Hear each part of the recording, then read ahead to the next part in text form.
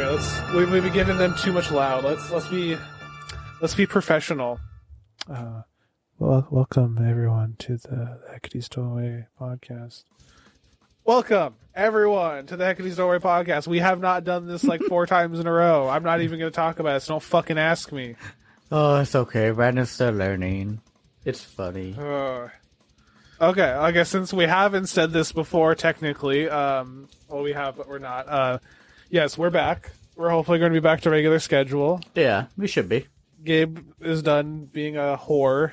Woo! Leaving me. For now. For now. I'll be a whore later. Okay, so, yes, today we are covering the weepy-voiced killer. The bitchiest of all the serial killers, probably. Yeah, definitely. You know his ass was probably fucking torn apart in jail. Oh, yeah, probably. Actually, we'll learn about that later. Ooh, it's not as exciting as you think. Oh. Actually, it is as exciting as you think. Please listen till the end. That's terrible salesmanship. Yeah, don't bother listening to the end. It sucks. Listen to the beginning and the middle, though. That shit's good. Yeah, at least listen to halfway through. Listen to 3/4 so that way it'll count. Yeah, just get our numbers up, please. Okay, so without further ado, let's get into this for the third time. Paul Michael Stefani, a.k.a. the Weepy-Voiced Killer, was an American serial killer, actor from 1980 to 1982. The nickname was given to him due to the odd phone calls he'd make to police after his attacks, where he'd report his crimes in a high-pitched, whiny voice. Stefani attacked 5 women in the Minneapolis area before being caught in 1982. Not Stefani. Stefani. Paul was the youngest of 10 children. His mother would remarry when Paul was 3, and his new stepfather would take the role of stepfather in beating the shit out of all the kids. Yeah. It was even said at times he would throw them down the stairs in a fit of rage. It seems we don't know much more about how he grew up. After leaving the home, Paul would marry Beverly Leiter, and the two would have one child together. But the marriage won't last long after that. And then soon they divorce because he's a bitch. As we said before, probably because he cried during sex. Wait, before? We never did this before. Oh, yeah, what? No, about? this is the first time. And then he also lost his job as a janitor in a manufacturing plant. In 1977, soon seemed to be the final take for him. And not long after that, he would attack his first victim. No, not the first one. Stop. Paul, what are you doing? On December 31st, 1980, Paul would attack Karen Portak. Karen would suffer permanent brain injury from the attack.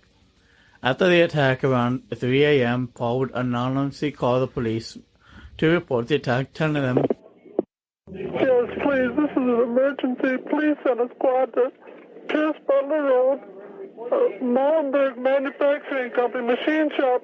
Please, there's an ambulance too. There's a girl hurt there." Can you tell me what happened to her? Do you think this is the beginning of the 3 a.m. phone challenges? "Oh, God. I hope not, but maybe." He was the first one. It was his hack, Mr. Krabs. He was number 1.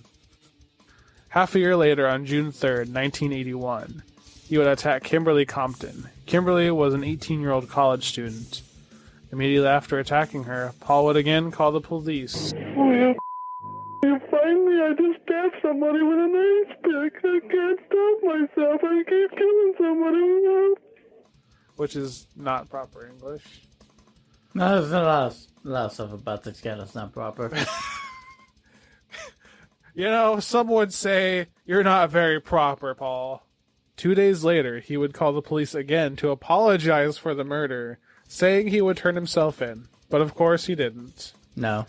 Just imagine, it's like, hey, I'm sorry I killed that bitch. Imagine Jack the Ripper doing that. Like, I'm sorry. I'm so sorry. Promise himself in. Nah, But just he did kidding. not. Psych. Psych. I lied. On June 6th, he called again to tell them the newspaper accounts of the murder were incorrect.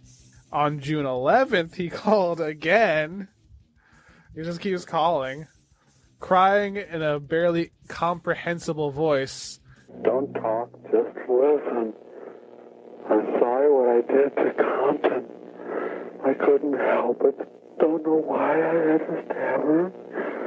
I am so upset about it. I keep getting drunk every night. I can't believe it. It's just like a big dream. I can't think of being locked up. If I get locked up, I'll kill myself. I'd rather kill myself than get locked up. I'll try not to kill anybody else. He's not that sorry if you did it. Why is he calling like 800 times? It sucks that fucking caller ID wasn't a thing back then, because he would be gone immediately. Oh, because he wants the attention. So what are you doing tonight? Not you. Not you. Paul didn't call the police after killing his next victim, but would later confess after capture to drowning Kathleen Greening in her own bathtub. Yeah, interesting he didn't call after this. Nah, he's like, they don't care about me. They just don't give a shit. Barbara Simones would be Paul's final murder victim. Barbara was a 40-year-old nurse who met Paul at the Hexagon bar after he asked her for a cigarette. Paul offered to give her a ride home after spending time together at the bar. As Barbara got up to leave, the bartender at the time recalled her saying, "He's cute, hope he's nice." Well, that backfired. She had been found stabbed to death the next day. Final last words. That answers your question, Barbara. He wasn't that nice. Barbara, you done fucked up. I just like how much he cries when he comes, you know? Like, it really gets me going that every time his dick leaks, Yeah, so do his eyes. Does come. True. He True. probably That's true. A couldn't lot of even serial do it. killers don't come. They only come after they kill. Well, then, I mean, he does cry after he comes then. If he comes when he kills. Maybe that's why he's always crying. Yeah. 'Cause He's crying. He's calling, crying, and coming. coming and crying at the same time. Man, this phone booth is fucking sticky. Found the evidence. God, that won't even count back then, though, because I don't think they had DNA evidence at this point either. Nope. I don't think, at least not cummy evidence. Paul would make another call to police after the murder. Of course, this time he called. What was wrong with Kathleen, Paul? Why couldn't you call after her, huh? Fire emergency. Please don't talk, just listen. I'm sorry I killed that girl. I stabbed her 40 times. Kimberly Compton was the first one. Oh, my face. Oh, I don't know what's the matter with me. I'm sick. I'm going to kill myself, I think.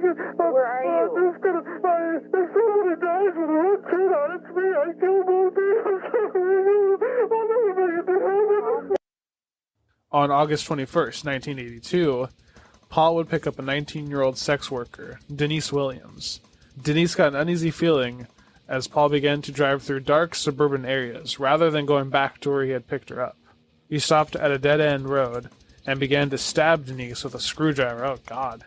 That hurts. Yeah, that has to fucking hurt. Surprising she didn't die. Spoiler, she didn't die. But we already said it was a final murder victim, so... Yeah. Y'all already knew. He stabbed her 15 times before Denise found a glass bottle and hit him over the head with it, cutting up his face and head. Ooh. Yeah, no, good on you. Beat the shit out of this motherfucker. I think, Oh, so a quick note. yes. DNA wasn't actually discovered until 1984. Ah, shit, so there was no DNA evidence. Nah. Man. I mean, at this point, they don't really need it. They literally saw him do it. Yeah, it's true. But I mean, like, 2 more imagine years. all the crimes they could have solved with serial killer cum. They could have. They could have. They could have. A man who lived nearby came out to investigate the source of Denise's scream, and upon finding Paul would attack him, he would leave Denise behind and flee the scene. The man called an ambulance, and when police arrived, he was able to identify Paul as the attacker. You got fucking narked, Paul. Maybe you shouldn't have attacked this He bitch was in a your bitch. car. He's a little bitch. Oh, Upon he's a returning boy. home, Paul would call an ambulance after noticing how badly he'd been bleeding. That was a mistake. Yeah, he should have just patched it up himself. I know. Like, why would... What did you think was gonna happen? Like, Oh, they're not gonna know it's me. I'm too far away. you didn't kill her. That's the She's only still hospital alive. here in town. What a fucking idiot! I mean, good thing he was an idiot, 'cause at least he got caught after he didn't tack up a giant fucking, kill count. But it was that call that would confirm him as the Weepy voice killer. By connecting him to the last attack and through later investigation, he would be tied back to the murder of Barbara Simmons. Yup. Paul was convicted for the murder of Barbara Simmons and the attempted murder of Denise Williams and given 40 years. Should have done that, Paul. Woo! I know, what a fucking idiot. Like, why would you think that would... sometimes there's, like, a theory about killers, like, when they do something really stupid that leads to their capture, that they want to get captured at this point because they're tired. But I would only give that to the killers that have been doing it for, like, years and years. Not to this guy who's only racked up 3 fucking bodies. Could also be that maybe they just got complacent. True. They've been doing so long and haven't been caught, they think they can get away with it scot-free every fucking time. No, yeah, that's... One time they fuck up. That one time is all it takes. That's true. That was just such a stupid fuck up, though. Like, oh, let me call the ambulance. Oh, how'd I get... Like, it's gonna get put together. Oh, yeah, definitely. Paul would remain silent all the way up until 1997, where he'd been diagnosed with cancer and given less than a year to live. He would confess to the murders of Kimberly Compton, Kathleen Greening, and Barbara Simmons. And Paul would die in 1998. Ah, bitch. Ah, you got cancer, you fucking bitch. You know he only did that because he probably had that fucking thing that every stupid serial killer gets where they become religious for some reason. Oh, yeah, of course. I gotta confess all my sins. That ends the Weepy Voice Killer saga. The Weepy Voice Killer, as we were calling him, the Ghost Bath Killer. The Ghost Bath Killer. What do we call him, the Ghost Bath Killer again? Because that band Ghost Bath. Oh, right. I forget. And they just sound the same. That's basically their vocals. Can we put a Ghost Bath clip in here?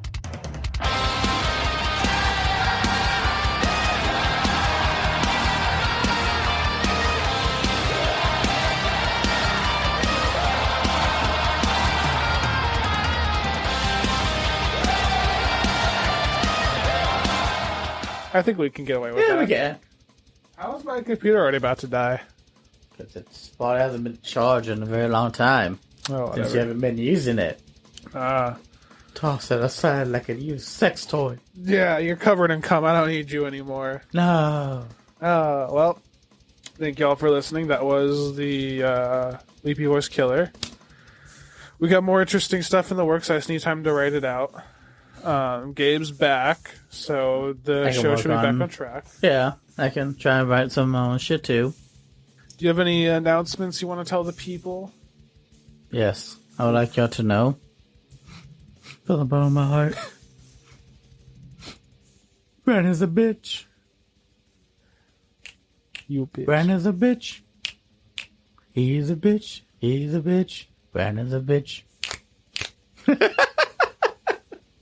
Oh, I love the Addams Family. Oh my god, I know. That's all for now. Thank we y'all got for shirts. listening. Buy our shirts. Do we have shirts? Yeah, remember I made that sick ass fucking that's metal right. logo, bro? Yeah. I got like a snotty looking death metal one. I got a fucking black metal looking one. Yeah. Because those are the only genres of music that matter.